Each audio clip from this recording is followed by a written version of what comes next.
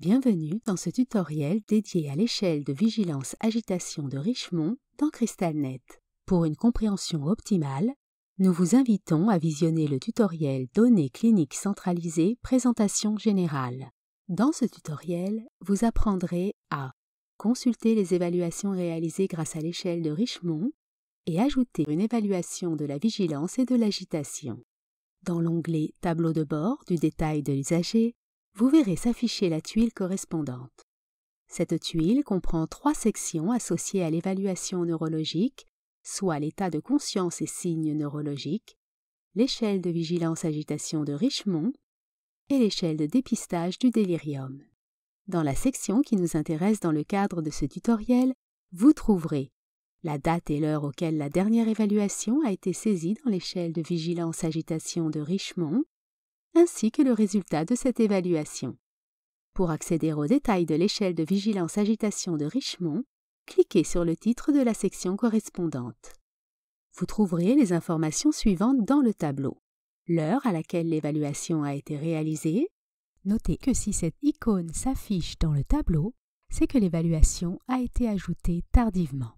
Le niveau de vigilance ou d'agitation de l'usager selon l'échelle de vigilance-agitation de Richemont, et une courte description du niveau de vigilance ou d'agitation observé. Finalement, cette colonne indique les initiales de l'intervenant ayant saisi l'évaluation. Vous pouvez survoler les initiales pour afficher plus d'informations sur l'utilisateur. Pour voir une description détaillée des différents niveaux de l'échelle de vigilance-agitation de Richemont, vous pouvez cliquer sur cette icône. Pour ajouter une évaluation, cliquez sur « Ajouter une évaluation ». La fenêtre de saisie « Nouvelle évaluation » s'affiche. Précisez la date et l'heure de l'évaluation. Par défaut, la date et l'heure courante s'affichent. S'il s'agit d'une évaluation tardive, cochez la case à cet effet. Notez que les règles concernant les évaluations tardives sont propres à chaque établissement. Indiquez le niveau d'agitation ou de vigilance de l'usager en sélectionnant le bouton radio correspondant à l'état de l'usager.